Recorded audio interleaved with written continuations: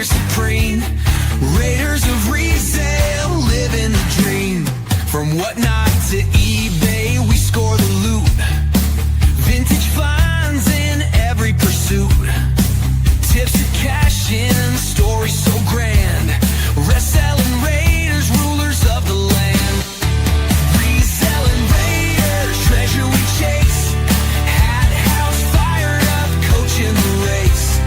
Vintage hat shirts, golf gear supreme. Raiders of resale, living the dream.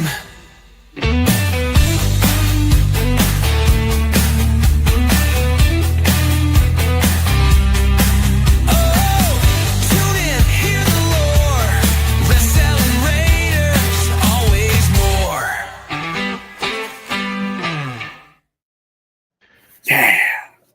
Hey everybody, welcome back to the Raiders Reselling Podcast live from the Hat House with my guests, Coach Porch and Fired Up Finds. Chris. Tonight we're going to deep dive into a few things. One is going to be Markdown Strategies, which some interesting things came up about it. There's a new eBay feature that we want to talk about, and some other strategies that we have that we've talked a little bit about in the past. We want to dive a little bit deeper into that.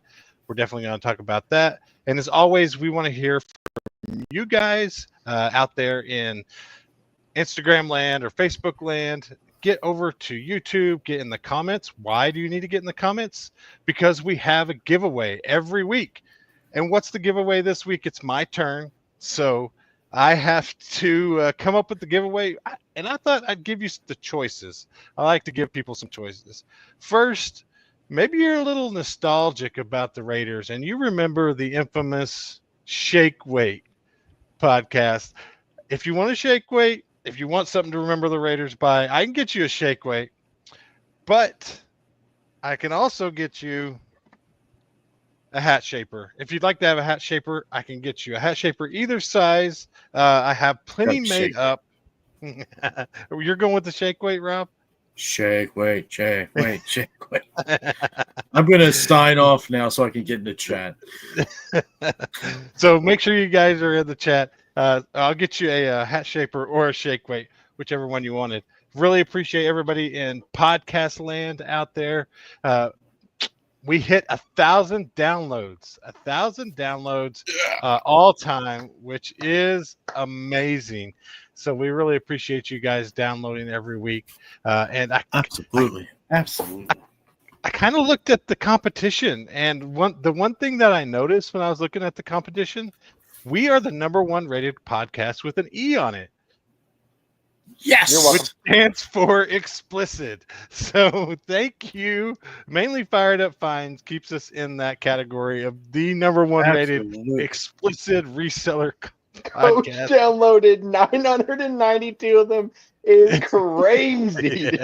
Glenn, that's a bit of an exaggeration. It was only 846. So good, dude.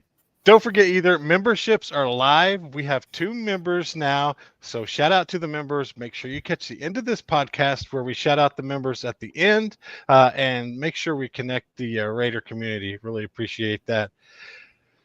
But first up, as always, we have a new sponsor, and what better sponsor than Gold Bond?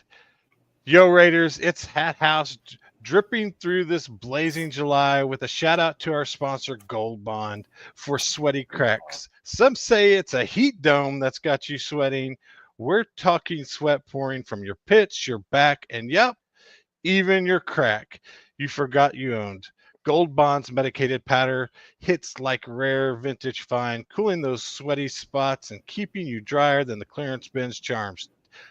Dust it on, feel the breeze, and keep raiding the racks without chafing like you're wearing polyester in a heat wave. Use code Raiders for absolutely nothing. And tell them Mike sent you, our resident double fisting hot dog champ who powders his buns to stay cool. Gold Bond for sweaty cracks, because July sweat creeps out of everywhere. Yes. Stay cool, Raiders. Stay cool. Yeah, I put Gold Bond You know, in my There's crack, Darren. obviously, I put Gold Bond. Sometimes I have heard that, dude, Darren's the funniest guy. I sometimes I've heard Gold Bond will grow hair. So when I was working on my chest hair, yes, I started putting it on my chest. So they're the man. So you just rub Gold Bond everywhere. Yeah, the only So- where it didn't work was on my hairline. It was kind of pissing me off. Yeah, I'm sure it grew hair in all those cracks. Yeah, dude. So pretty much awesome. Thank you, Gold Bond. Thank you, Gold Bond. And we will do the questions at the end. So if we have a few questions lined up already, several about some hats and learning a little bit more about hats, we'll definitely get to those. And first, I want to play, though, remember, how do you get a free entry into the giveaway? Well, I'm getting ready to show you how, because our man, Logic.Z LLC, answered one of the questions we had last week. Let me load it up here. Remember when we were talking about this last week? I glanced over, and I think that kind of happens. And my bins is also a lot less pressure on the clothes. But everybody at my bins wants toys. It's crazy. It's like 70% of the people there are just there for toys. And I'm not a huge toy guy at all. I hardly ever pick them up. I would love to learn about them, though. I would love to learn about them. Yeah, I'm sure.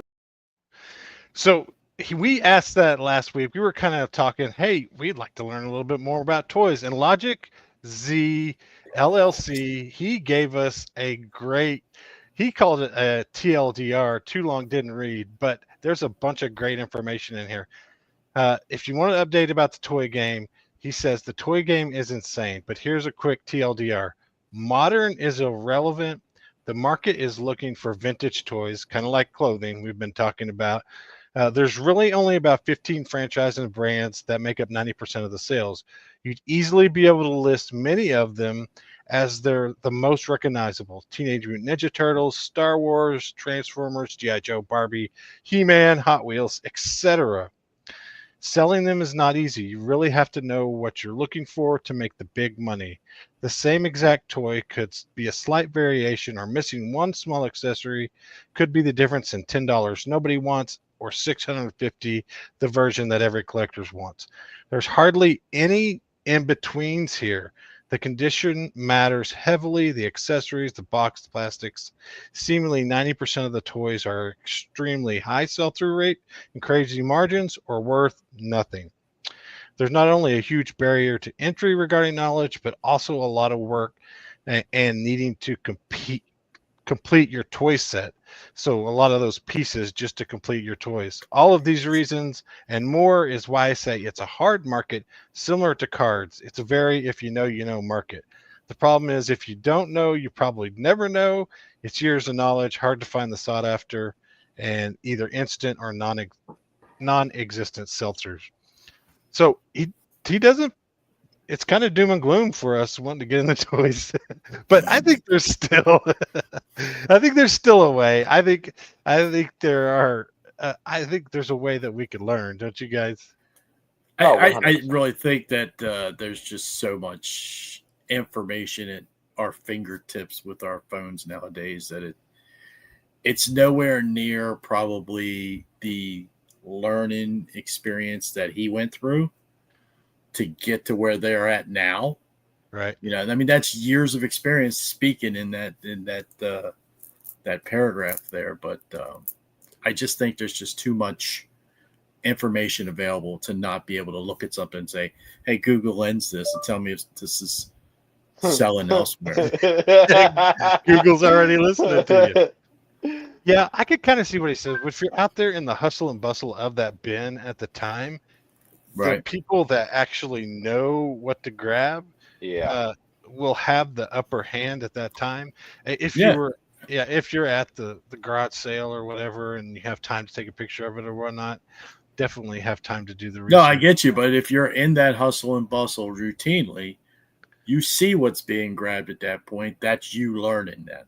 Yeah. Oh, and you grab something that you're not used to, when you're all done, you go over in the corner, you lens it up and say, okay, what did I grab? And then, hey, maybe it's a score, maybe it's not, but that's the learning process.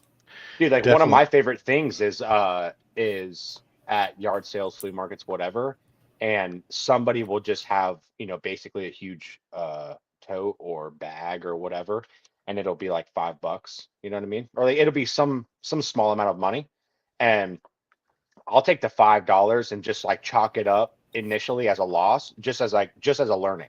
You know what I mean? Yeah. And like sometimes you end up winning. You know what I mean? And sometimes you end up winning. Like I bought like this big bag of like old Barbies or whatever, and they ended up selling to some lady in like Italy or whatever for like a couple $100. I think I literally paid like $5 for them. So I was just like, I looked at them, they were old. Like none of them were in the boxes or anything. They were just old. And it was actually the Barbies sold for a couple $100, but there was a bag of the Barbies and a bag of just a bunch of clothing, like Barbie clothing.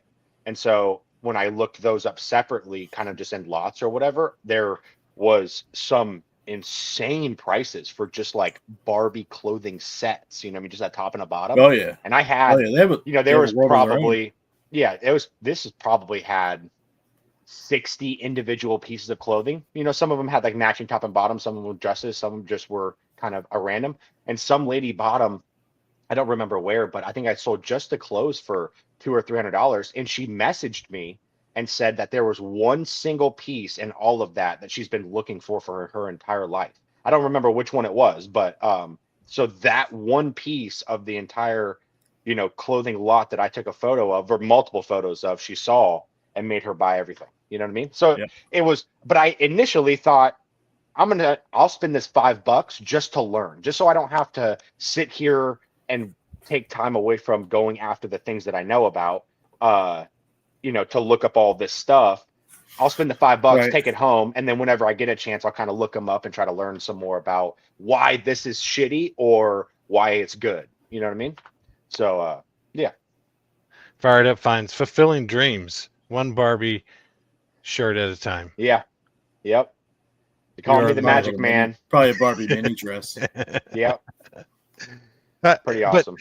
We definitely appreciate the comment. It definitely gave us some insight into this toys. So that's why he gets a free spot on the wheel this week. It was really good to see. Well deserved. The other topic we wanted to get to was death pile, right? How's your death pile looking, Coach? Man, you just don't even want to know what my death pile looks like. It's more like a death storage locker.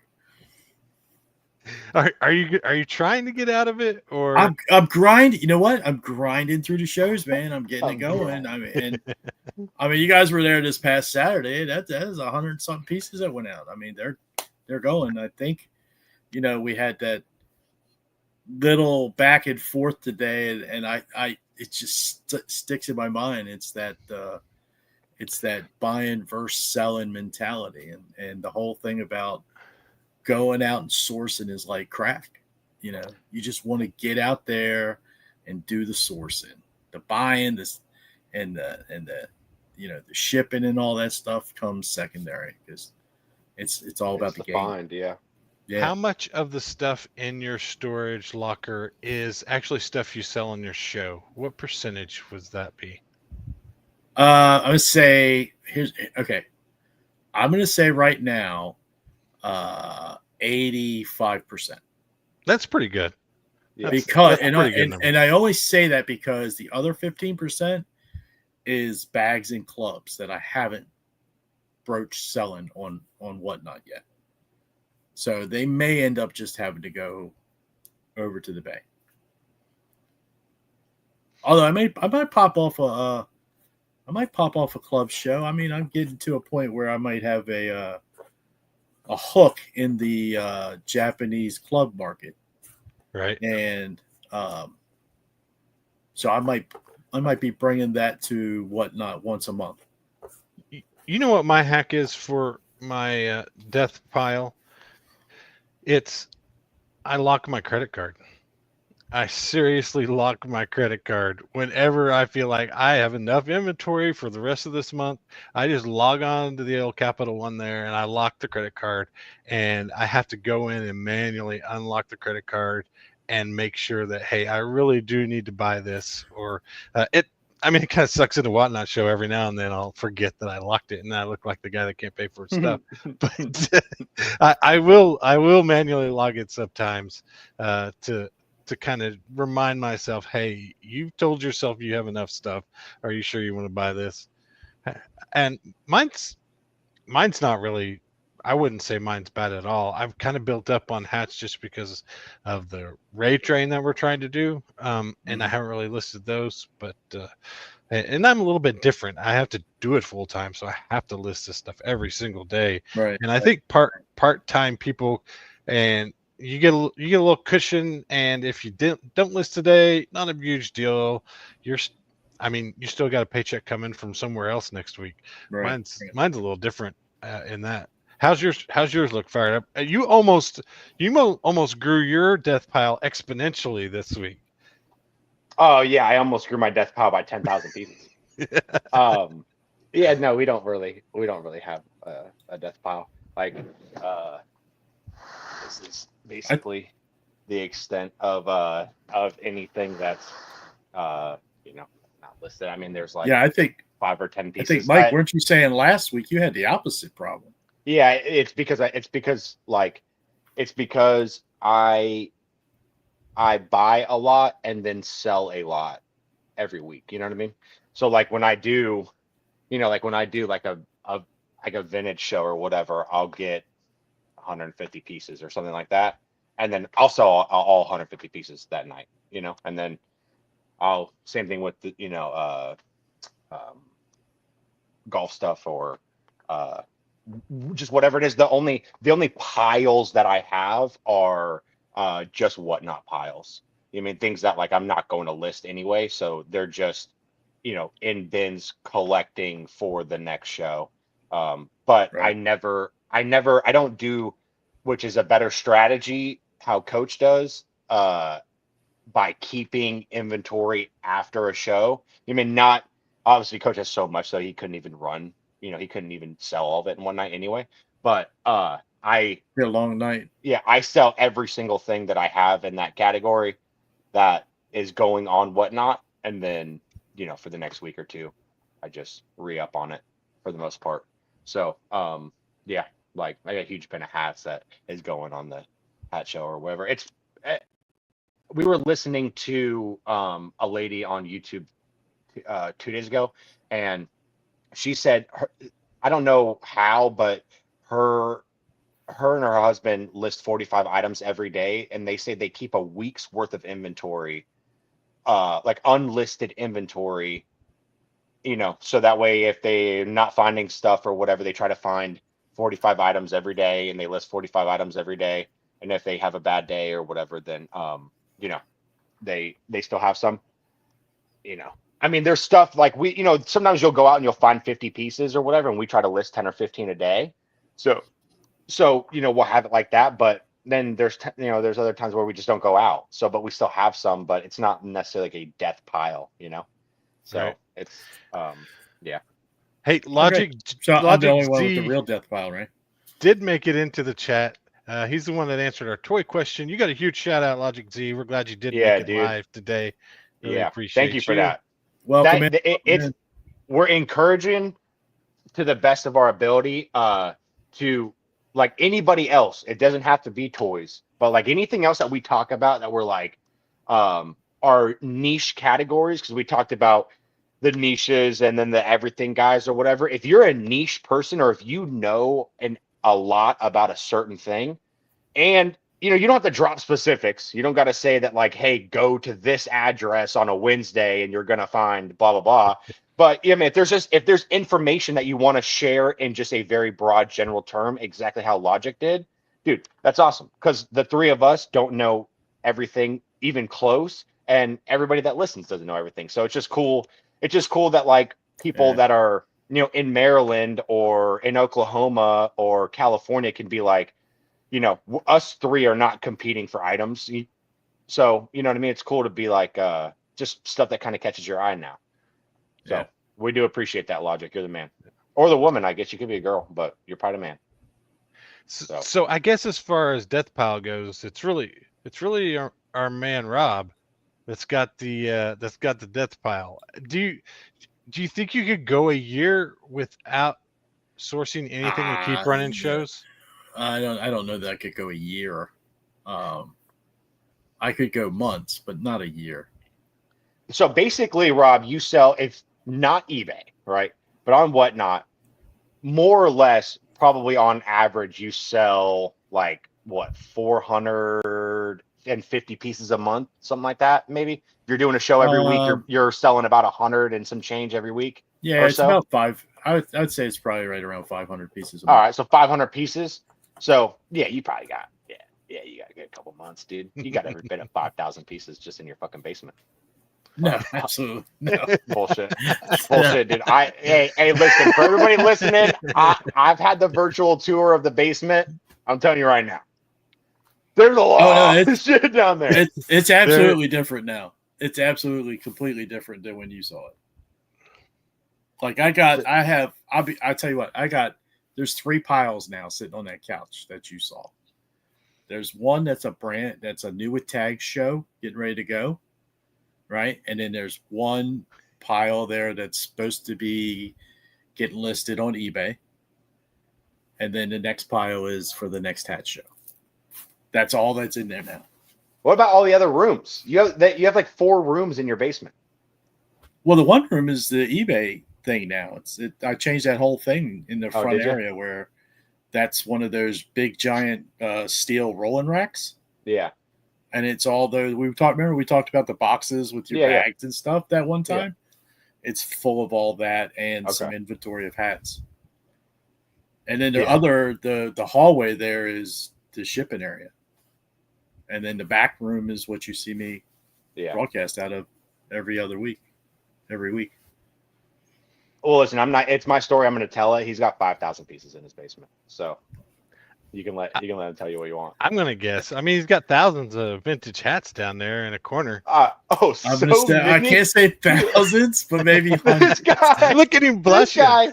This guy sends us a video. He sends us a video, and there's boxes stacked 6 foot tall, and he just pops them open, and they're all pretty like neatly organized. It's not like they're all just thrown in there like all junky. They're all like, in there nice, and he's just like pulling, and I mean, there's boxes damn to the ceiling almost. This guy got so many freaking hats. Unbelievable.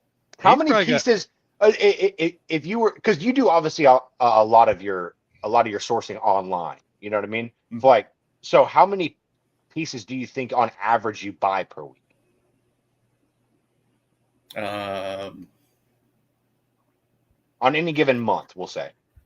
It's hard to say. I mean, like weekly, I probably do 100 pieces. Yeah. I could easily go in a show, and for me, it's all about that damn shipping. Yeah. I got to get, Stephen, we've talked about this before. I got to get that shipping as liquidated as possible to drop the cost of the hat or whatever I'm buying. But a lot of times I find myself alone in these shows where people are doing $2 to $5 shorts on stuff, and I'm like, okay. I mean, what else are you gonna do here?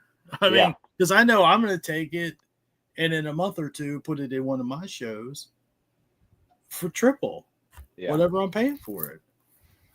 Yeah, that's another reason. I also, for my death pile, I guess the other tip I can give you, if you do get on Whatnot quite a bit, is I had to turn all the notifications off. One, because I missed a sale and I went like 3 or 4 days without seeing it. But the other was just so I didn't click into that thing every time something halfway interesting popped up. And so I turned my Whatnot notification. Oh, I haven't seen this guy in a month. Yeah, where has he been? I got to go buy something.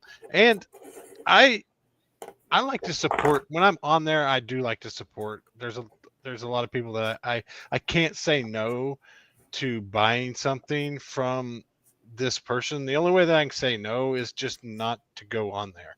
Yes. And I know that's, I don't know. I just want to I support wish all I the could hat get to where people. you're at, but a lot Yeah. of my marketing is through going into the shows and hanging out and being, there, being present and being a part of the golf community. Yep, And not for just sure. golf community, because I go into all different kinds of shows. Like a lot of people know me in the luxury, mid-luxury categories. A lot of people know me in the pop categories. I mean, so I've been around a few different areas, but sourcing online, I wouldn't say is just Whatnot. I mean, there's some gems to be had on Whatnot, like on occasion, but a lot of this stuff is off of Whatnot. Like I did an Instagram deal today. I was buying some hats from a guy, and he just happened to hit me up and be like, oh, by the way, I got this as well, and it's the 2023 Scotty Cameron gift pack. And I'm like, yeah, I'll take that. I'll take that. Thank you. I mean, it's every time you get a Scotty Cameron gift pack, it's got the head cover for your putter, the one for the year. This one had a custom Scotty Cameron X hydro flask in it, and then it was a bag. They call it a cash bag. It's about the size of a woman. Yeah, it's about the size of a woman's clutch. Yeah. So it's about like that. If you guys can see, measure that, whatever that. Look, here's my head, and here it is. It's a nice size Scotty bag. Cameron's thing just to resell it. A lot of people do, I think. Yeah, absolutely. A lot of people do. I still have last year's. I haven't sold it yet. I had the cash bag, and I still have I think I still have a divot tool in the. I need to sell that thing. I'm never going to use it. Maybe I don't know. Maybe I'll wait 10 years. Will it be? Does Scotty Cameron? Does it go up in price pretty good? Yeah, he doesn't depreciate. Scotty Cameron stuff does not depreciate, especially the club stuff, because it's limited. Right.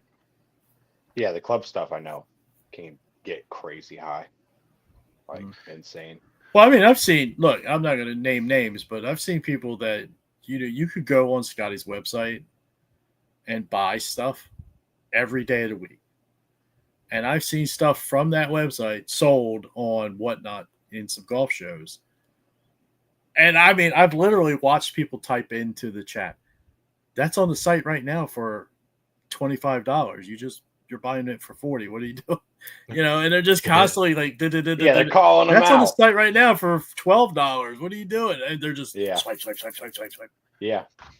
Yeah, I'm telling you, I think that's that's some of the benefit of like that whole live auctioning is that you get impulse, sometimes you just get impulse people that, they want to outbid somebody else and they want it right now. And then, if they go look it up later or whatever.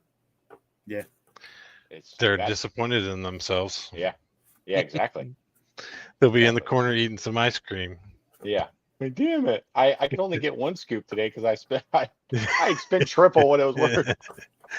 All right. The second thing we wanted to get to was the markdowns. And we talked a couple of weeks ago about my markdown strategy in my store. I'll cover it really fast, but there's something else that I'm doing. What I do is I put everything into when I purchased it. So like a special store category. So like I do like January, February, March, April, May, June, July, 25. And as that gets older, I mark it down further. So it'll go from 10% last month.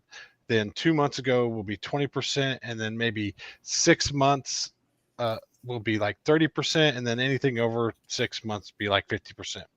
But eBay finally is doing what a lot of other sites have done already.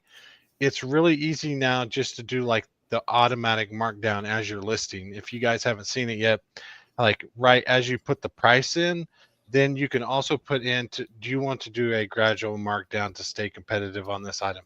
And I'm trying it out, and I'm really going to do it in my earbud category. I'm not really doing it with the other ones because I'm just trying to see how it will do there on those earbuds. If I can, and I got like a huge batch of them coming due on Friday. So I went through like over 100 listings, and I put them all to mark down $2 or $3 on Friday, and then it'll mark down again next Friday. You can set it up for a week or 2 weeks or a month, and how much you want to mark it down each time. But I just kind of did the recommended and for every week. And so it'll be really interesting to see where we're at on Friday. If I see like a big boost in like traffic or offers after I get a bunch of markdowns done on that stuff. So have you thought about using it, Rob? Yeah, I have thought about using that. I think it's an interesting feature there. I've kind of wanted to do, because I don't want to be in there and out there all the time. Age markdown strategy. There you go. I don't want to be in and out all the time. Okay, manually change. Let it walk it down. As long as it does it the way I like it to be done, then I'm good with it. And I think it's beneficial to the seller. Yeah, most of them had it had like a decent kind of hard stop on it. I mean, like if you had something priced for $30, then it had like a hard stop around $22 or $24, right? And then it took it down like $1 or $2 for 3 or 4 weeks until it got to that $24. And so that's why I wasn't that worried about using it. Most of the time, your offers are in that range anyways, so I'm not really too worried about it. But it's another one of those things. It may be, since it's a new feature, eBay likes to put new features at the top of the algorithm anyways to get you to use that type of stuff. And I think, and if it works, like everybody knows, well, maybe not everybody knows, the new people to eBay need to know the trick. There is one trick where you can go in and just take all of your inventory and you can drop it down $1 or $2. And you know how if you've ever looked at something or watched something, you get this like update on your phone, like, hey, this prices went down $2, and you get that notification. And you can get a lot of sales that way. I've done it in the past, just like a bulk markdown of $1 or $2, just to get people to look at your items again. And that in there with having a markdown on it already and it ending, there's a lot of ways to kind of get your item back in front of people. And I'm hoping this is the same way. You think you're going to use it, Mike?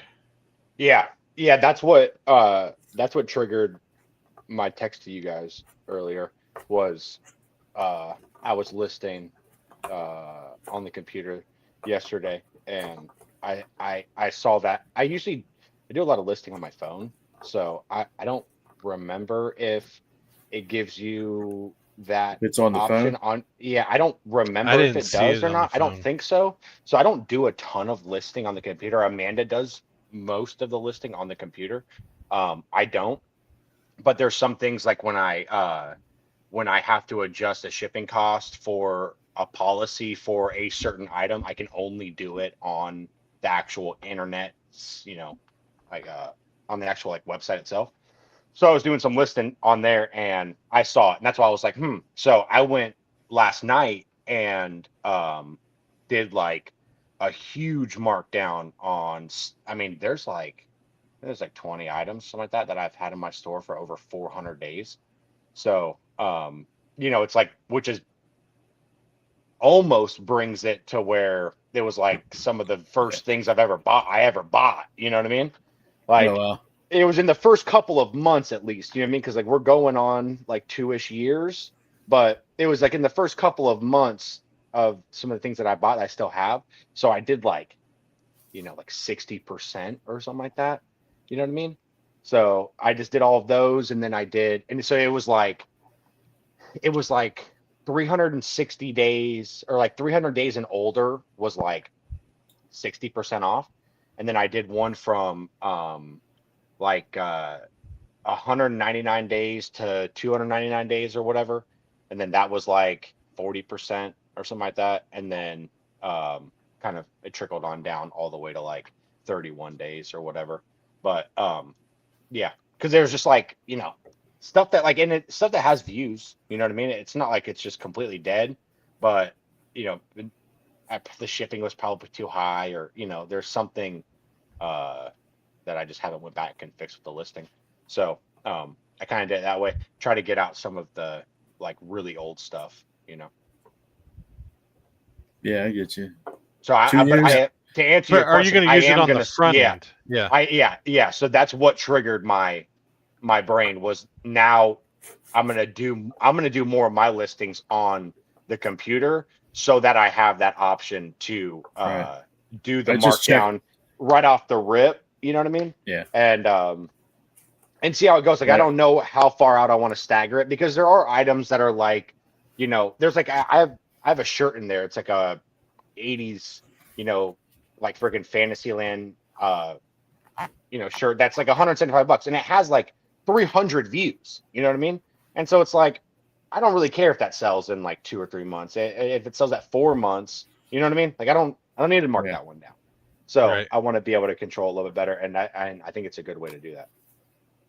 I just checked and it's not on the phone, so yeah. And I'm wondering, does it like show it as a markdown, or is it just taking like the whole price down?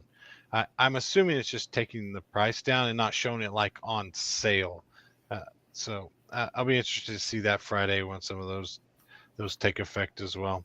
But, yeah. How do you guys? Let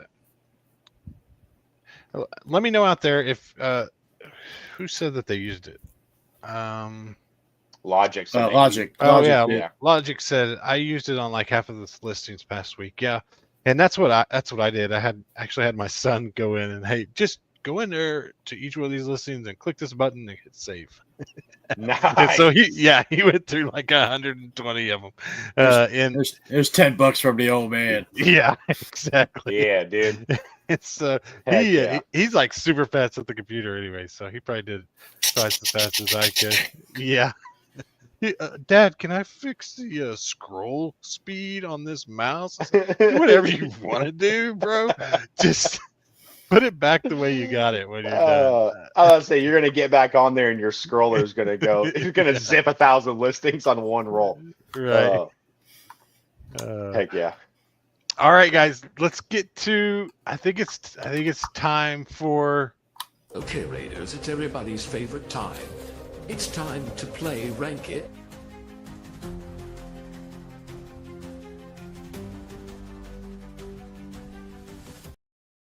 That's so legit, dude.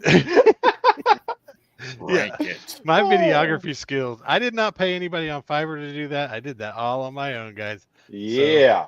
So, what a beast. Yeah, this one's kind of two-parter. So I want you to rank. First, we're going to rank Watch It. So MLB, NFL, NCAA. If you could only watch one, like for this season, MLB, NFL, NCAA. Yes. NFL. Yep. NFL for sure. NFL. Not even close, matter of fact. Really? Even if you had put golf in there, I still would have said NFL. Yeah. You could have said, hey, I'll never watch those other two, even without the NFL.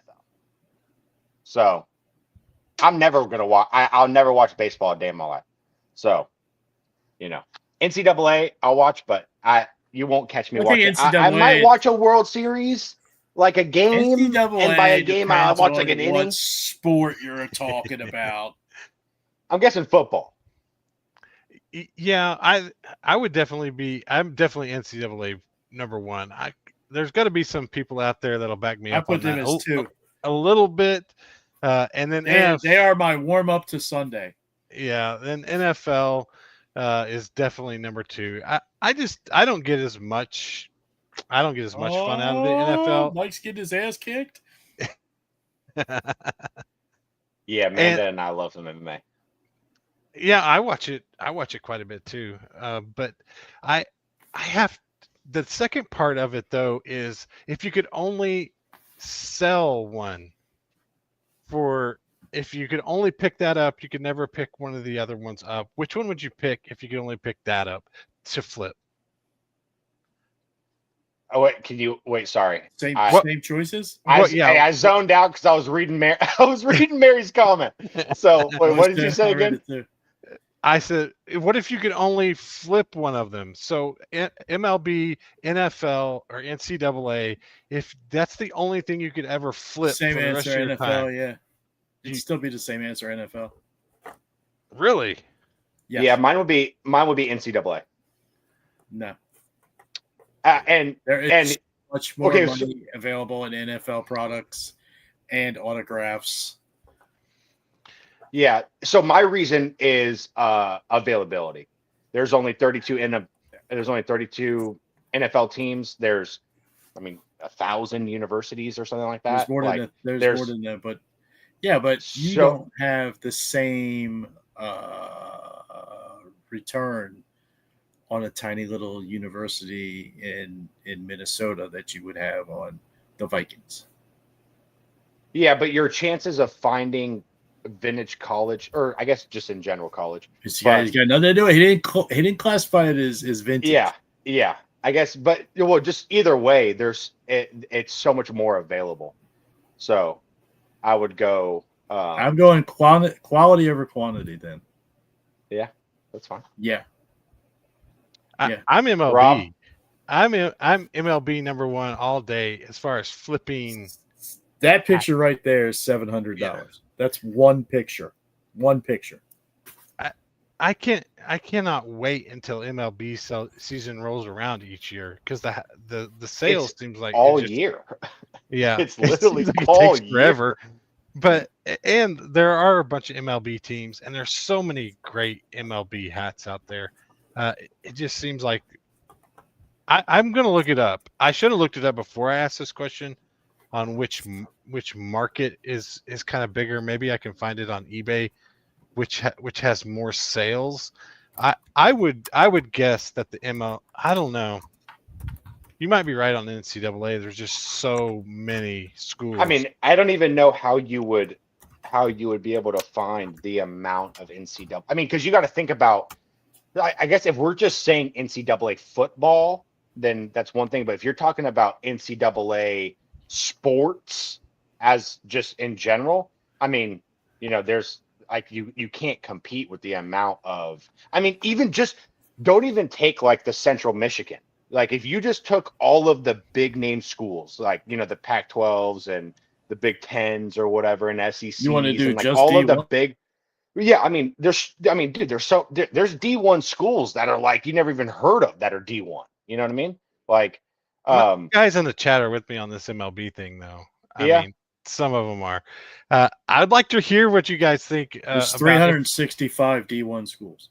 Yeah, which is like 10x that amount of NFL teams, or I don't even know how many MLB teams are. I baseball literally disgusts me. 30. So 30. There you go. So they absolute MLB.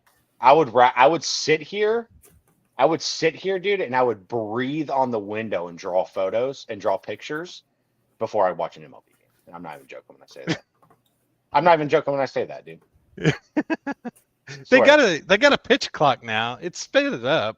It's not as slow as it used to be. Whatever, dude. I will finally buy the guy that sits in front of the local racetrack gas station out in front of my office a piece of pizza before I watch an MLB game, and I'm not even joking when I say that. How about Savannah Bananas? Have you seen that? Boring. You know what that is? Do you even know what it is? Yeah, it's not even MLB. It's that like well, it's not, but it's like the funny thing, or it's like the comedy baseball or whatever. Yeah, it's TikTok baseball. Boring. But this is so boring. Well, that's disappointing. But have you noticed sales and sales price in shows on MLB stuff is better? That it sells pretty quick. Rob sold a $35.47 trucker. Yeah, he did Chicago do that. Cubs. Yeah, no, you're right. He did do that, which is listen, dude, I don't know how in the world he did that, but that's I guess it's a one-off thing. I don't know. But I've sold Savannah Bananas too. I know the Savannah Bananas. That was in the rate train, the first rate train that I got allowed into, and the three of us can back each other up instead of somebody stealing my spot all the time.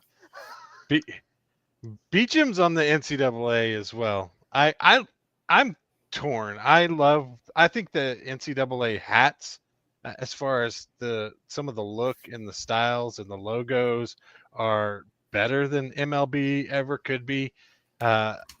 So as if I was being kind of selfish on which ones I would rather get the pickup, I'd probably maybe NCAA. But just as far as sales, total sales, I feel like MLB I sell more of them, especially basic hats. But Yeah, I thought it was a pretty interesting question. MLB does well. I think they all do well. I think I just think about the amount of stuff, I guess. All right, you ready for this? Here, I'm gonna drop a nugget on you. You ready? All right, nugget me. There are approximately in the U.S. an insane amount of university and colleges, and you'll never guess the number. You ready? Over 1,000. 5,300. Yeah. 5,300. Yep. That's Yeah, every that's level, though. That's that. I preface that by saying it's every level. Yeah. D1, D1A, Well, that's the thing. Have you guys D3. ever picked up like a and like I will say it's vintage because that's like the only ones that I'm gonna pick up. But have you guys ever picked up like just like a vintage like crew neck that has like, you know, Western Wyoming State College on it or something like that? And like, dude, to be honest, like those sell great. Like, Yeah. you know, They're what I mean? hard Like, to find. they're hard to find. So it's like that, and like, you know, a lot of the like the military academy stuff, like, you know what I mean? Those are like, you know, big schools too. All that stuff sells great. You know what I mean? Like they're all 3 D1 schools. Yeah. So it's you know, like I'm sure some of the like the JUCO stuff probably maybe won't sell that good or whatever, but you know, some of like the kind of really random universities. I think that goes on. I think the so JUCO good. stuff would go along the lines of like the minor league baseball stuff. It's going to depend on, Yeah. you know, how cool it is, how cool the logo and the name are. Yeah, definitely. But I think what we're all touching on is you know, we're all picking that sport that we like the best, mainly. But I think we're all blessed, and everybody in the chat included, we're all blessed to have all of these to pick from in succession of each other, you know? Yeah. So I think that's, you know, the blessing here is we don't have to pick just one. It's a great experiment. It's a great social experiment to go through. And I think we demonstrated that, you know, each one has its own And great it is properties to it. as important. It ties kind of back into death pile. Is if you want to be strategic about your death pile, is right now get all the NCAA stuff out and get all the NFL stuff out and get it listed as soon as possible, because in the next couple of weeks it's going to be on fire. The college stuff really takes off. Of course, college is back in session near the end of August. And of course, the NFL, what they just reported a training camp today or yesterday. And it depends on what team it is. Yeah. But everybody should My Jags be there. did. The Jags. Hey, Lynn, that Morgan State is like 25 minutes from my house. There you go. See? I will. Yeah. Amanda will tell you though that this wasn't on the 3, but if I wasn't able to watch MMA, I would literally pass away. Really? Okay. I didn't know you were that big MMA. I'd pass straight away, dude. I could never watch another sport in my life and be okay. I would miss football for sure, but I'd be like, it is what it is. If I couldn't watch specifically the UFC on Saturday nights and now on Tuesday starting in August, I would. Was that like a promo? You guys would literally be going to my funeral. I guess I know who our sponsor next week is. Oh, dude, if I could, Venom, dude, Venom drawers. They always said, they were like, hey, if you couldn't, what job would you leave the fire department for to go work at? And I always said, and I still say, if I got a job being anything with the UFC, I'd be gone. I'd be gone. Are you a fighter, Mike? Nah, but like, I just like, you know, I wrestled all through like middle school, high school, and you know, so like we always, I don't know, we Did you just throw down? No, dude. I'm just a freaking, I'm a 6 foot, almost 3 teddy bear, dude. You know what I mean, dude? I'm trying to hug you and kiss you on your forehead. You know what I mean? Michael, Read Logic's question. Read Logic's Yeah, question. of course we're in the dirty D, baby. Come on now. Are you? Well, he says 2, so I'm gonna assume he's there. Yeah. I couldn't read the 2 part. Yeah. So, what did he say? He's a Mandarin. Yeah. Oh, okay. Yeah. Well, I graduated from Mandarin High School, so we're Wow, pretty close. small world. There you go. I live at the beach. So yeah. But MMA stuff, I have a cool UFC hat. I think it's still for sale, but What's this it's $20 hard bill to doing find. there? It's hard to find that UFC. Yeah, it says the guy wanting to buy half of Japan, dude. This freaking guy's out of control. Half of Japan. Hey, what? Hey, actually, one piece of property to half of Japan now. listen, dude. It's my stories. Let me tell him. Let me freaking tell him. You tell him. That was a good ranking. I like that. I like that a lot. I'll try. Yeah, it was fun. I'll keep trying to bring up the good rank it's. If y'all ever have an idea for a rank it, make sure you email me or hit me on Instagram, actually, is the best way to get a hold of me. But you rank all the memorabilia on my wall. That wall. That wall. Not Dude, this hey, wall, listen, just that because wall. you have signed pictures of RG3 behind you, like, it's okay. Like, we get it. You know what I do mean? you have RG3 back there? No, he's somewhere Oh. else. I have one straight across from me that's Ed Reed, Terrell Suggs, and Ray Lewis together. Do you have any Commanders / Redskins stuff? Jesus Christ, no. Okay. That's what I was wondering. Like, why I wouldn't didn't you also have like RG3 baseball play to for Mike. the Ravens? Didn't he play for the Ravens for a little while? Did he? I don't. RG3, yeah. Yeah, he was did. here. Oh, He was yeah. fun. He was fun while he was here, but I'll be damned if I have any Redskin shit here. Yeah. Is that where he eventually just blew out the tire and was done? Yeah, he went into broadcasting after that. Yeah. Mm-hmm. Yeah. Ravens will Hey, do that what? to Hey, you. have you guys heard about these damn Labubus? I have Yeah, heard about I bought 2 whole cases of them. Seriously. This freaking guy, dude. Dude, I didn't know. I still don't know anything Look about at him. what But they're we're selling for. The case Yeah. has 6. It costs you $185. Look at what they're selling for. $75 a pop. wow. So Yeah, because tell me they're what making 75 fake times 6 ones. is. There were fake ones at the flea market, and Amanda stopped and was like, "Dude, look at these." And I'm like, "They're like these little ugly things." I'm like, "What?" What is They're that? monsters. What is this? Yeah, They're called and, little monsters. yeah, and she said that, and she's like in with she knows like what's going on in the world or whatever, and she was telling me about how they're like going for some insane amounts of money. I was like, Oh "You yeah, gotta be kidding me." hey, pop on whatnot. You'll see about 6 million shows of people selling Labubus. Really? Yeah, and there's even shows for Labubu clothing and accessories. Well, It's you better madness. get in while you can and get out while you can. I gotta wait for him to come up, bro. I gotta wait for him to get here. Oh yeah. Yeah, well, you better sell them. We don't want another. Then I'll be going, hey, Beanie Labubu number 1. Yeah. Hell yeah. Well, you probably didn't hear it, Mike, but I went ahead and played the BOLO song since you were talking about a BOLO. So it's time. I didn't hear it. That's how you know. I know. It's BOLO time. Labubu is number 1. If you can find it.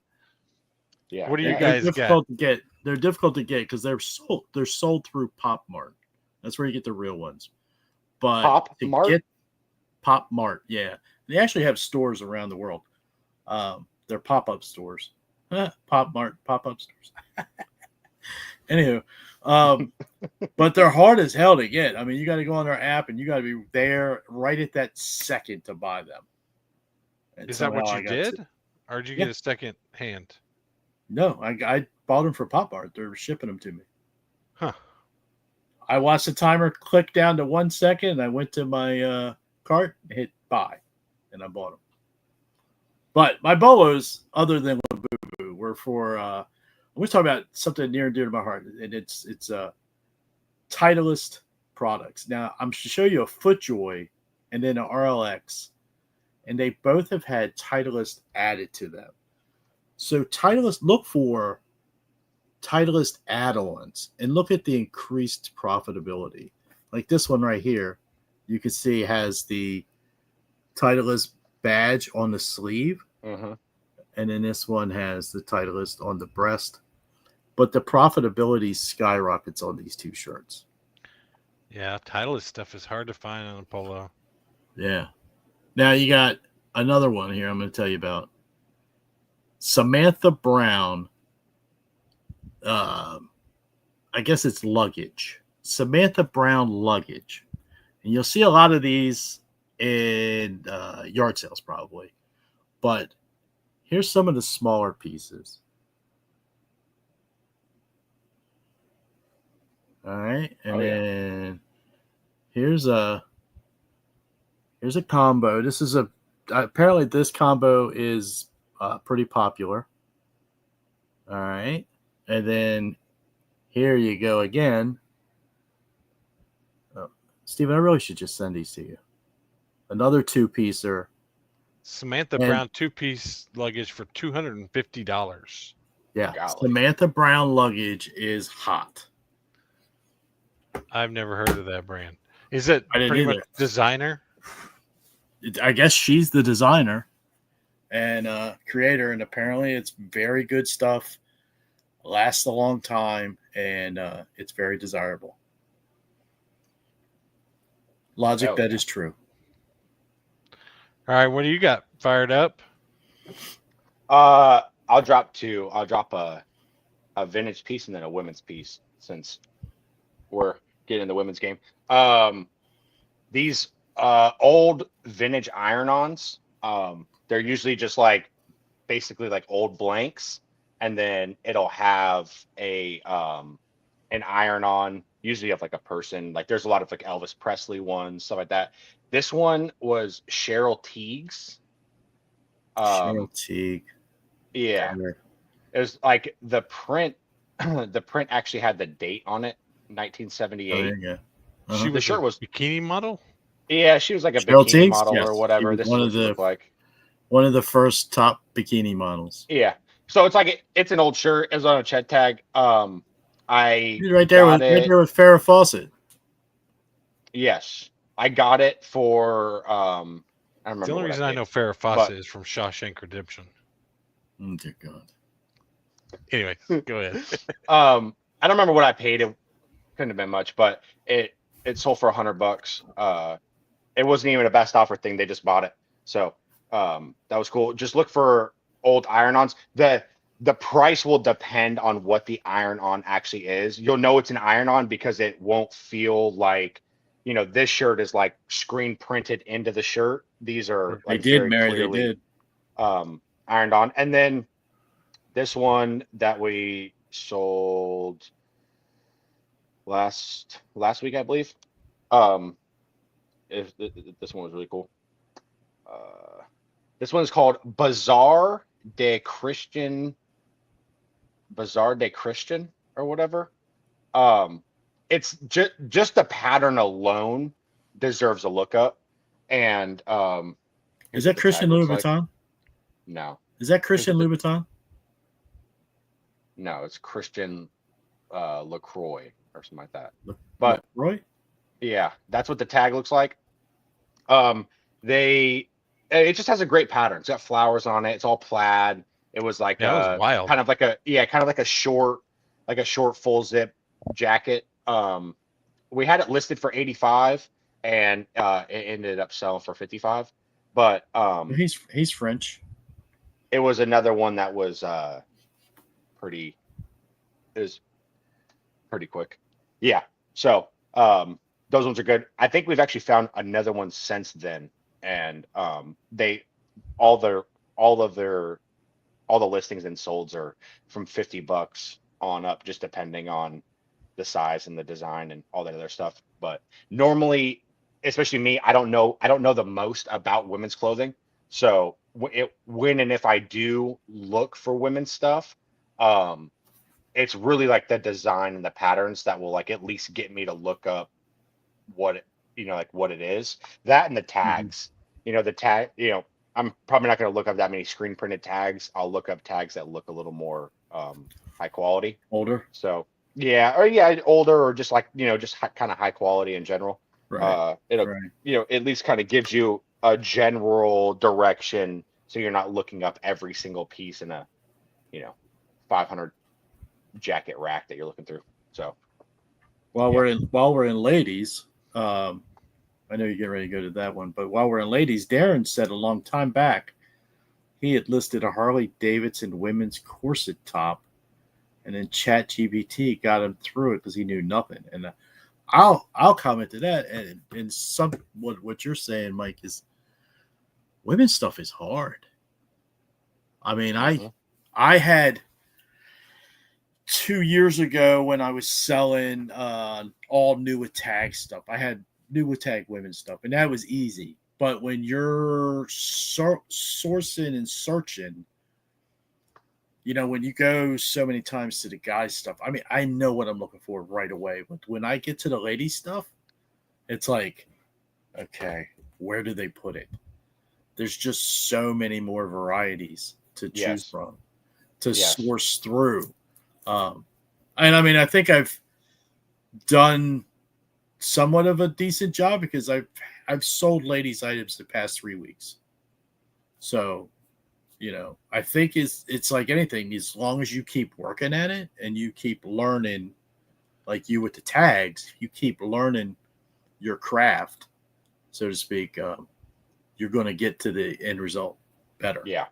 That's also, to piggyback off of that, that's also why it's super nice to have Amanda either out with me or here doing the listing, because there's so many keywords that I don't know about, like how a sleeve will be. It'll be, the sleeves will kind of be like wavy or something like that. And there's a word for, what that sleeve type is, you know what I mean? And so if you were just to look up that brand and just say like, it's this brand long sleeve shirt, or like long sleeve Henley style shirt, because Henley's a pretty common one that a lot of people know, then it'll pull up a lot of these. But if you don't know to say, hey, it also has like these kind of sleeves, then you're looking at this bigger picture when you could be looking at a much smaller picture, and the solds in that smaller picture could be a lot better. So, having her where you got to go. Yeah. And she knows a lot of those words. Oh, I don't actually have it. Like, we didn't sell it yet. I'm not even sure if we have it listed, but last weekend, Amanda showed me these baby doll tops. They're like, I don't even have one. Like, imagine if it's kind of a shirt, but at just slightly below like the boob line, I guess, it almost kind of looks like a little elasticy. You know what I mean? There's almost like a little elasticy kind of right here. And I guess those are called baby doll tops. And the sell-through rate is crazy good on them, like almost 100%, if not higher than 100%. And some of the solds were like 150 for this like very standard, all white Abercrombie and Fitch, like, nothing crazy. It was just the style of it sells incredibly well. So we actually found a couple of those last weekend. So it's stuff like that, though. You know what I mean? That you would type in, me not knowing, would type in, Abercrombie and Fitch white spaghetti strap shirt. You know what I mean?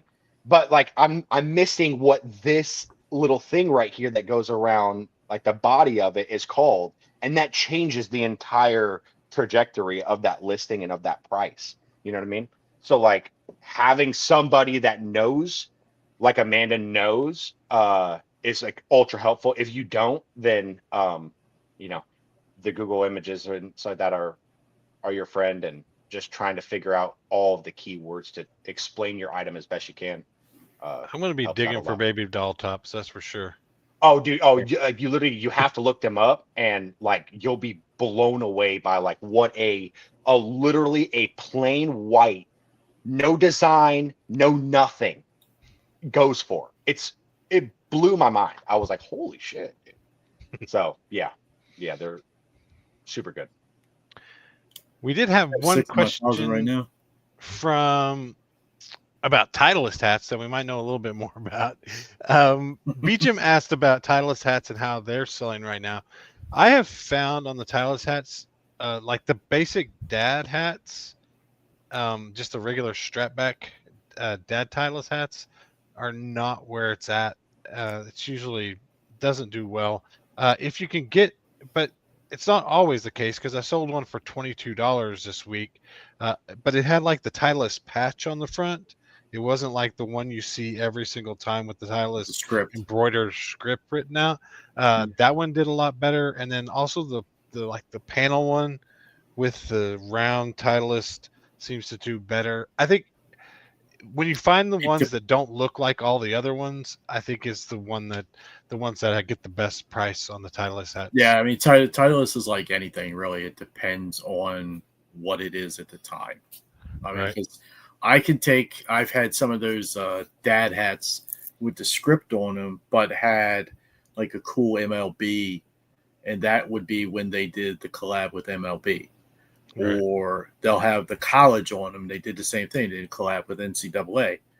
Those will sell really well. A lot of the truckers are going hot right now, and then the vintage is still good. I had a bunch of them sell at my hat show. Yeah.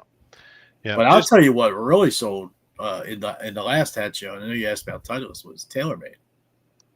And the secret TaylorMade always confuses the crap out of me. I can never understand. I don't know when it's good or when it's not. It seems like it's. You got to get the newer. Get within 3 releases. So right now they're on the QI35. So if you get the QI10 or the Sim Max 2 in that area, if you get any of those, or get some of the really cool ones with the side hits that have like SLDR. I literally had 6, and I didn't even realize I had them in the show together. 6 of them that had TaylorMade on top. Then they had the SLDR hit on the side and Tour Preferred on this side. And 6 of them sold, and they were all in the upper 20s. Just one after the other, after the other, after the other. The one you don't want is the one that says R7 on it. I can tell you that. That shit's junk. I had one of those, but I had one buyer that asked specifically for it. And really? So it was a pass through. Well, send them to me. I'll throw him 10 of them. There's 2 secret weapons in golf hats: Ping and PXG, because they are 2 of the hardest to find. Whoever owns Ping hats and PXG hats, they don't get rid of them. Right. Yeah. So. For sure. All right, let's get to my BOLOs. So let's do it. It's going to be the same one like twice in a week, but it's sold. Did I talk about these last week? They sold this week. 2 weeks ago. Yeah. 2 weeks ago. The hockey gloves finally sold. $70. I said they would go 50 to 60. Oh, I think I sent an offer. It was a little bit less than 60, but either way, sold my hockey gloves this week. Was really stoked about that.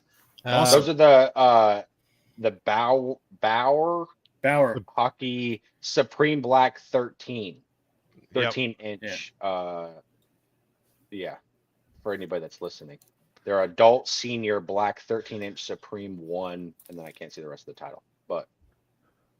They're from they did really well. I still have some pants for around the same price. I just happened to find the hockey mine the other day at the bins. And then this is like the first one you learn when you come onto the reselling scene. I don't know if you guys know this one. Yeah, TI-84. It's literally sold from the time I picked it up at the bins today to the time that it sold was 2 hours. Yeah. I picked it up at the bins. I got home and it sold for $45. It seemed like all of them were between $40 and $50. I mean, have they not all been $40 to $50 since they came out? I mean, how long has the Texas Instruments TI-84 graphic calculator been a $40 to $50 bill? I was just amazed that it still is exactly the same, and it's. I mean, I probably hadn't found one in 3 or 4 years since I'd been like to garage sales and stuff consistently, and I found eBay one at the bins. Should market them as the reliable sales tool, right? Yeah. You need $40 to $50. find yourself a TI-84. Yeah, you almost can't print money faster than finding a TI-84. It's like it's one of those insane ones that's just like, it's a guarantee 100% of the time that before you wake up tomorrow morning, you're gonna have 40 or 50 bucks more money than you had a couple hours before. Right. And I think it's one of those where I think they flip them on Amazon. I think it's like I think there's like a few sellers that can get on this Amazon listing, and they're able to take them from eBay from 40 to 50 and flip them onto Amazon for like 80 bucks. And they sell there just as quick too. So I think that's part of the reason. The other one is just a super popular calculator. Dude, I would love, I guess probably next week, to have you guys done any Amazon selling at all?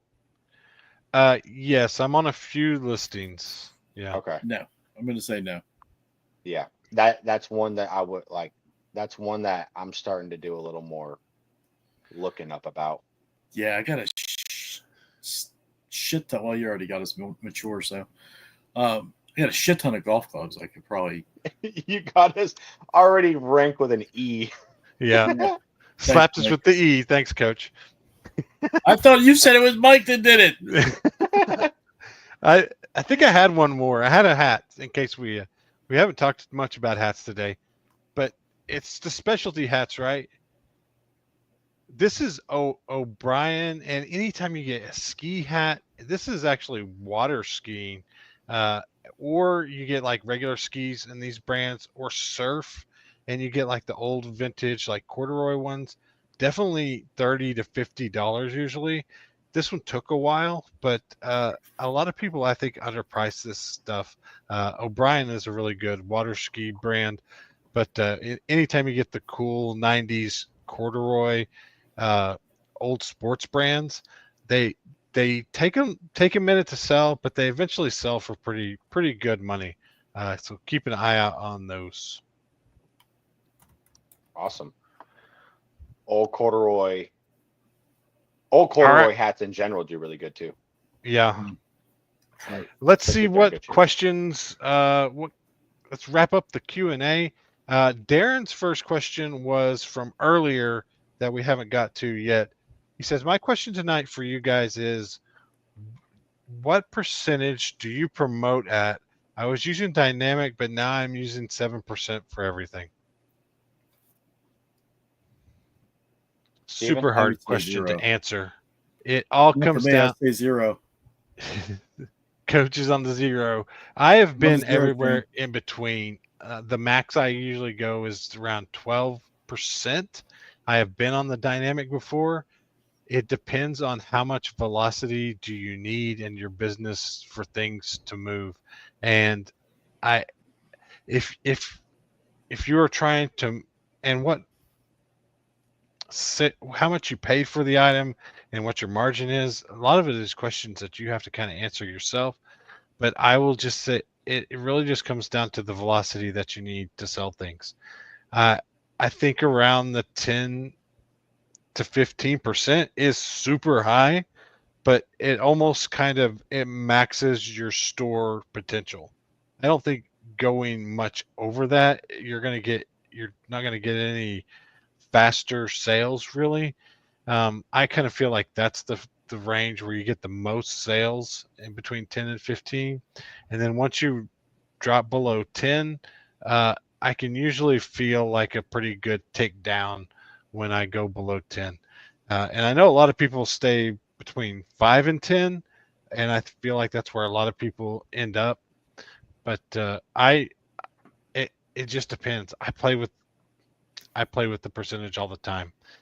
I've done dynamic too. I've done dynamic like minus a percent or two. And that is just really the people that are going to win and get the most sales are the ones that continue to drive down their cost on the items and promote at the highest rate that they can still make money. I think that's the game. I think that's eBay's game. I think that's most platforms' games going forward.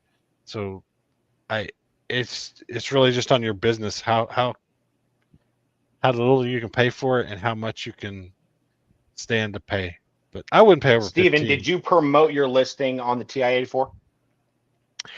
I think it went I think it automatically did. It did not. I don't think it did. It say?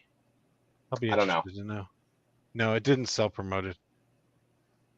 Do you know if you had it, like, did you know if you did promote it or not, though? Like, even though it didn't sell as a promoted listing? I do the same thing. I do it by categories on the promotion. So sometimes I'll put the stuff that like I know that will sell no matter what. I'll try to put it in a no markdown or no promotion category. And I'll try to kick it there because everything else like automatically will go promoted. Okay. I don't remember if I remembered to put it in the right category or not, honestly. But yeah, there are things like that. It doesn't make sense to promote. So who asked that question? DA, Darren. DA. Yeah. So I personally think that there's two parts to the whole should I promote, and if so, what percent? I do a baseline 5%. It doesn't matter if it's the greatest item of all time or not. 5% is what I just do. But I will say, so in Steven's world, he has to promote at a certain percent because he is getting 500 hats in a week or whatever, and another couple hundred earbuds in a week or two. So he doesn't have the ability from this portion of his business where he buys in such bulk to only buy the ones that he knows have a high sell-through rate. The way you combat promotion, just period, from zero promotion to very minimal promotion, is being ultra strict on only buying items that have a high sell-through rate or that you're willing to sit on because the profit margin is so great. You know what I mean? So if you're having a hard time selling items, it's probably only for one reason. It's probably because it's a very low sell-through rate item. If you picked up a whole bunch of items like the Wii Sports and the Wii Sports Resorts, just like Logic said, or the TI-84, like Steven said, or other things that are in that stratosphere of sell-through rates, you'll never have to promote ever. Or you'll maybe promote 1, 2, 3, 4%, whatever. So you're not going to go out every day and find 10 items or whatever that are going to sell by the time you go to bed, obviously. But if you stick to a certain percentage, if you say, for us, it works great if every 90 days, half of the total eBay inventory of this certain item is selling. So that way, you can, within reason, and maybe you price it down, say an extra $3 or $4, then yours will be in that, in that 50% that sell in that 90 days, then you're fine. But if you go out and you buy things because you think they look cool, or, and you're not doing the proper comp and lookup before you pay for that item, and you're buying things that have 500 listings and 25 solds every 90 days, then you're gonna have to go to 10 or 15%. You know what I mean? So it just all depends on how I look at it. Your promotion rate depends on how you source. If you source like Steven, which is not a bad way to source, it's just a different way to source, then you're going to probably have to be in that 10, 12, whatever. But if you're a picker like I am and don't usually buy things in bulk, and you have the ability to go out and just tell yourself that you're going to be ultra strict, that when I look this item up and I hit solds, if it's below this percent that I'm going to set for myself, I'm going to pass on it. It could be the coolest thing in the world. Then you'll be fine. So that, just like Steven said, that depends on you. You know what I mean? There's a lot of things that I'll personally pick up that might have a a lower sell-through rate than what I would normally pick up strictly for eBay, because I know that I have another avenue to sell it, like Whatnot or, or whatever. So, if you're strictly eBay, then I would look up strictly eBay comps. If you're a Depop or a Poshmark or things that sell better on those, then that's kind of another thing. But specifically for eBay, I think it's the most important. The most important thing in the world is knowing the sell-through rate, because that will, that drives everything. Like you want your store sell-through rate to be as close to 100% as you possibly can. The closer that you're selling you're flipping your entire store in 90 days, you're going to be more successful from a picker, or a go out and source and not buy, 1,000 hats or a month or whatever. You know what I mean? So it's kind of my 2 cents, I guess. You're muted.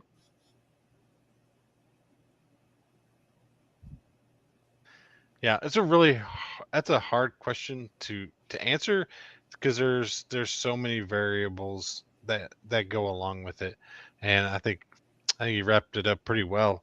Yep. Lynn and Logic added to the conversation as well with their personal thoughts on it. Yeah, Lynn said that he does a flat 10%. I add $1 or $2 to the price to cover it. I figure, why not pay eBay to put my stuff in front of more people? Yeah, you make your money on the buy. And then Logic said that he's never done a single item above 6.5, and he really wanted the item gone. He said most of his listings are between 2 and 4, and he doesn't have an issue with any sales. He said he's ran a lot of tests, and for him specifically, it hasn't been a difference. It's probably because he's probably more strict on his sell-through rates of the stuff that he buys. So I guess just the general thing is, it really all of that comes down to how you source. If you're a bulk guy, then you're gonna have to be higher. A lot of it. If not, then then you can be lower or none. Well, I think a big part of it also is pricing. So let's not overlook that part of it. Yeah, I mean you can find something with 2,000% sell-through rate, but if you're listing your item for 500 times the average, you're not going to sell it no matter what. So yeah. Oh, I will also say that, and I learned this just 2 weeks ago, and it's something that didn't occur to me beforehand. But I was talking to my buddy Benda. That's what he goes by on Instagram. He lives out here, and so he said, not only will he take the sell-through rate of the entire item, right? You look up Titleist hat, and then you go to solds, and then you do your division or whatever, and then that will give you your number. So he even goes a step further. So he'll actually he'll type in Titleist hat, he'll go to solds, and then he'll go to the price, and he'll put like a minimum price, and it's just for you. So if say the sell-through rate sucks ass, but they're all selling for like $40, right? He'll go through and he'll go to the price, and he'll type in the like the $0 to $30, and then that will give him a whole nother number. It'll give him like a whole nother number for that sell-through rate of the item that's selling between this amount of money. So if your buy-in cost on something is, say, $1 for this hat, and the sell-through rate sucks ass on the grand scheme, but you're like, dude, my buy-in is only $1, so it's still worth the pickup, even if it's a $20 flip. So then you go in there and you adjust your price to $20, and now all of a sudden your sell-through rate maybe has dramatically increased because people are just paying less for that thing. And you're looking up all of the ones that are $40 and you know what I mean, so on and so forth. So that's another way, when your buying cost is super low, to justify you buying this item, because you know that you're not going to list it for like what those top 10 or so, like once you hit solds, like those those first 10 that you kind of look through are selling for. You're going to go and you're going to list it for, say, $20, and it's going to sell this much better. So it's just another little way, and it's something that I didn't know until just 2 weeks ago. So, Yeah. Yep. Totally makes sense. Yeah. Force the sale with the price. Yeah. Yeah. Yeah, absolutely. It all just depends on your buy-ins and all that other good stuff. Sell-through rate plus price. Yeah. All right. Yeah. A couple more questions I wanted to get to before we end. There was a question about hats. One was, how do you tell if a hat is twill? Feel it. And if you could, yeah, it's basically the feeling that you have on the hat. This one is twill. I know it because it says twill on the inside.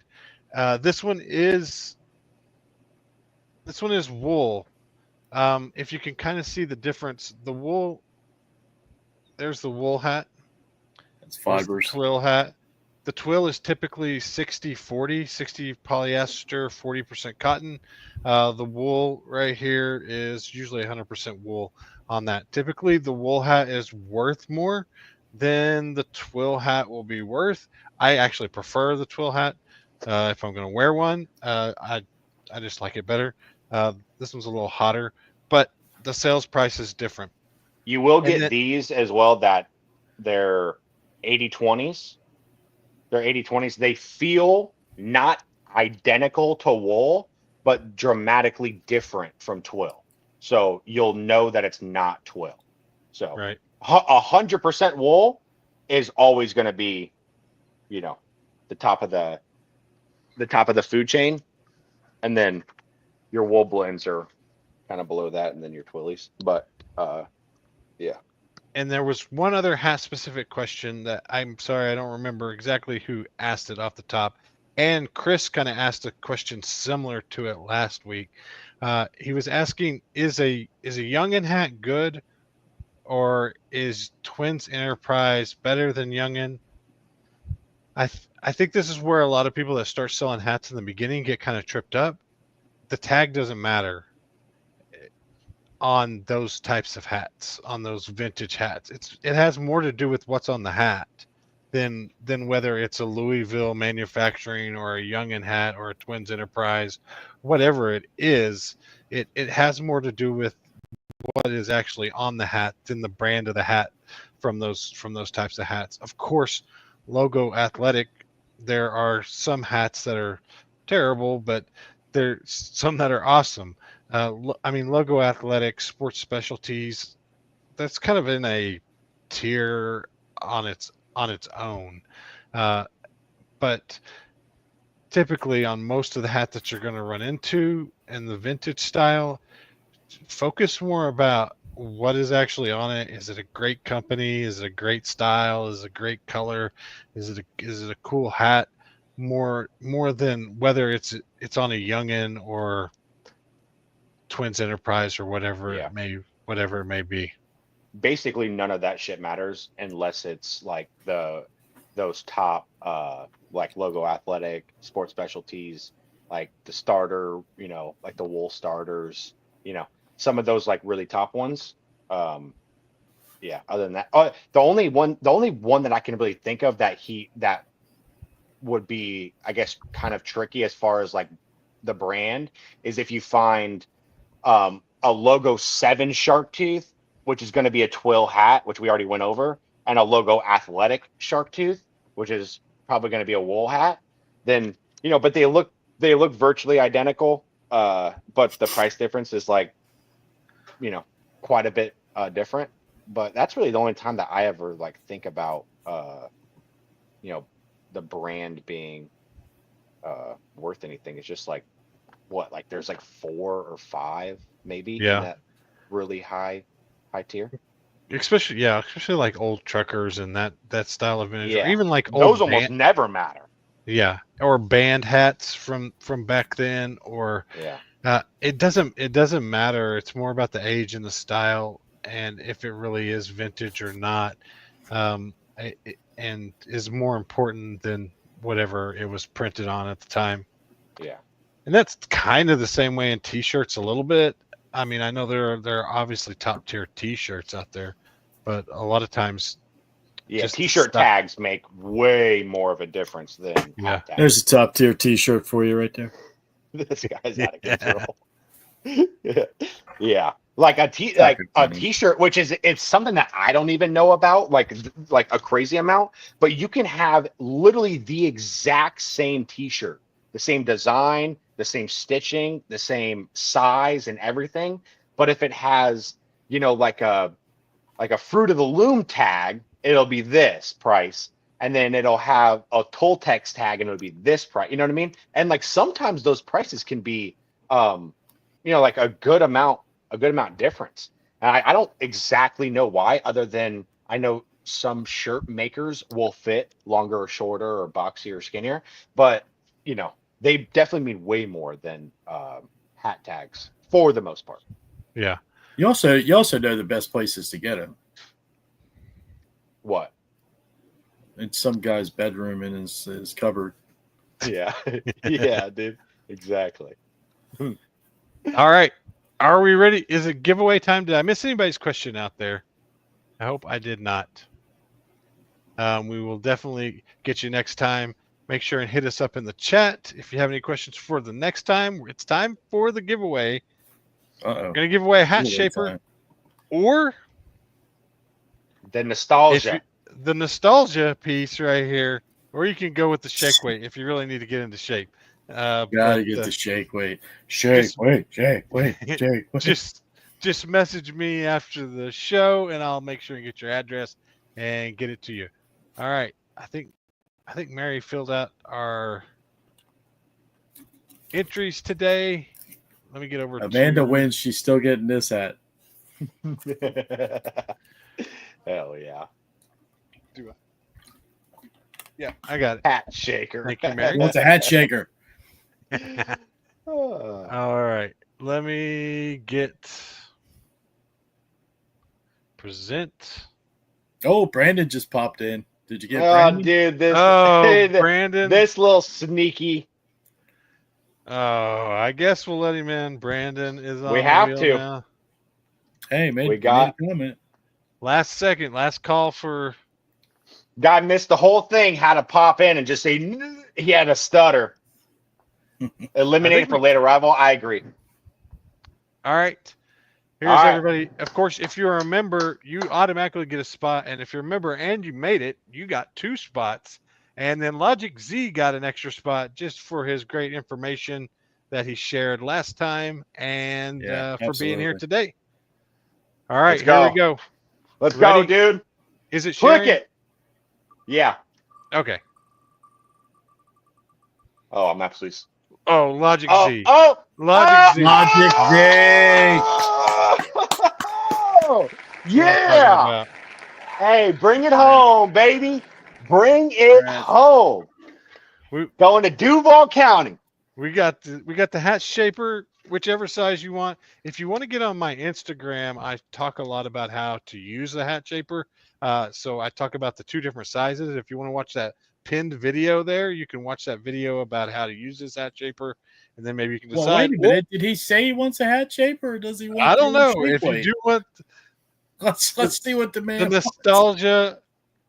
And if you have not seen the shake weight episode, please go back and watch that. I have so many of these, dude. I don't even know where they're at. I think I have 5 of them.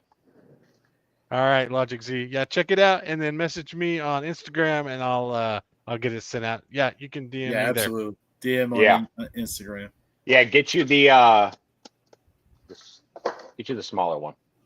I'm telling you right now. Unless you're like a trucker hat only kind of guy, but the smaller one still does trucker hats. But, yeah, just a little different shape. Yeah, they're literally this goes for anybody, not just a giveaway. If you don't even have to be the biggest hat seller in the world. If you sell hats, spend the $30 or whatever they are on Steven's site, and just get one. I mean, if you're sourcing 10 hats a month, like, dude, it's so easy it makes it so easy to shape them up, and you're not folding up towels, you're not stealing rice cookers from your wife and doing whatever. So yeah, they're legit. Appreciate it. Yeah, it's really easy. Right after you wash it, just set it on that hat shaper and let it dry.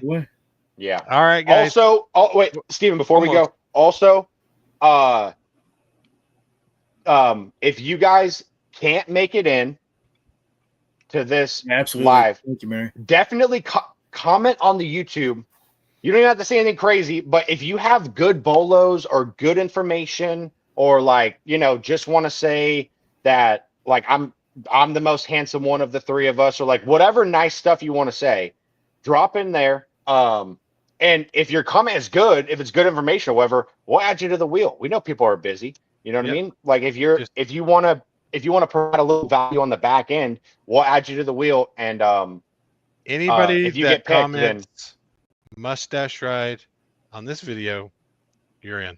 boom, there it is. Keywords, baby. Keywords for the listing. All right. $5 a hat to steam on his dome live. Dude, you're out of control. All right, guys. Appreciate everybody hanging out. Until next time, we talk everything eBay to whatnot. Make sure you check out the ends credits too. And if you want to be a member, make sure you sign up for that. See you guys. Hey, was Mary the one that has that Instagram account?